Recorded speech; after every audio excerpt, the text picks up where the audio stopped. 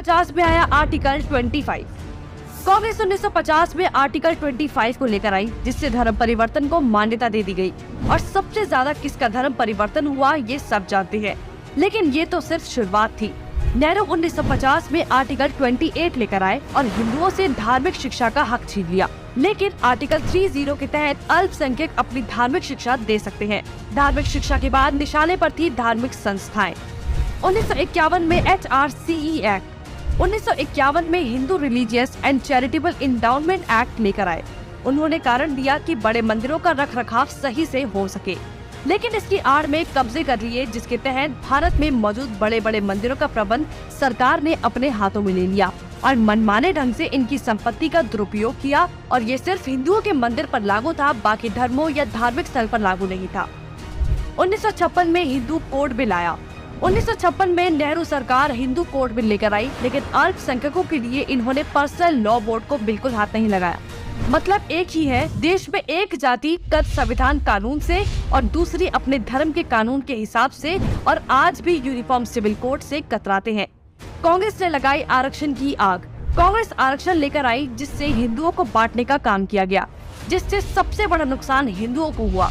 आरक्षण की देश में जरूरत थी, लेकिन मक्कार कांग्रेसी इस योजना को 10 साल लागू करने की बजाय इसे बढ़ाते चले गए और न ही इससे लोगों को सशक्त बना पाए, जबकि लोगों को इसकी लत लगा दी गई। इंदिरा का कार्यकाल।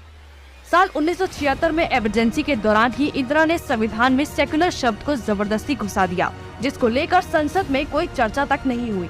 मतलब कि हिंदू बहुसंख्यक होते हुए भी भारत हिंदू देश नहीं कहलाया जा सकता, जबकि आप हमारे आसपास देखेंगे तो सभी मजहबी देश हैं, लेकिन हिंदुओं के लिए कोई देश नहीं बचा।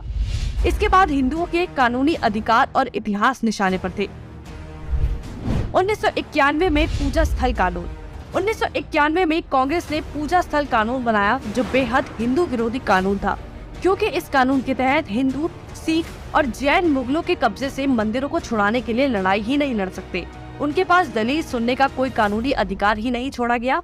हमने लाखों मंदिर और उनका इतिहास खो दिया।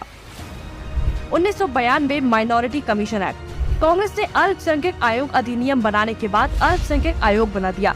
ऐसा करके कांग्रेस ने धर्म विशेष के लोगों को स्पेशल दर्जा तो दिया ही, हिंदुओं को बांट दिया, जिसके तहत सरकार की हर योजना का सबसे ज्यादा फायदा धर्म विशेष के लोगों को ही मिलता है, जिससे कांग्रेस ने सांप को भी मार दिया और लाठी को भी नहीं टूटने दिया।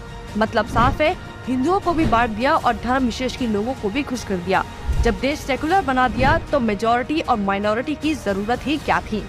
1995 में वक्फ बोर्ड कानून। 1995 में वक्फ बोर्ड कानून बनाकर कांग्रेस ने एक और महापाप किया। वक्फ बोर्ड को असीमित शक्ति दे दी गई। आज स्थिति ये है कि वक्फ बोर्ड किसी भी संपत्ति पर दावा कर दे तो कोर्ट से भी कोई मदद नहीं मिलेगी। रेलवे और रक्षा के बाद संपत्ति के मामले में वक्फ बोर्ड देश में तीसरे स्थान पर पहुंच गया है।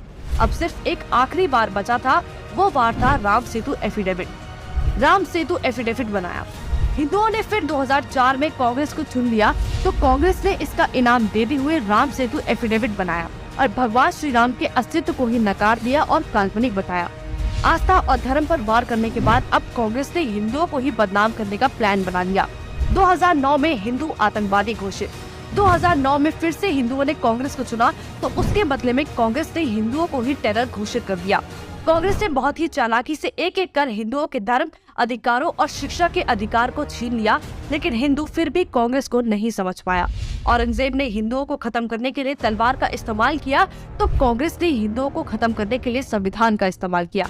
फिर भी कांग्रेस ही बोल रहे हैं कि लोकतंत्र खत्म हो रहा है।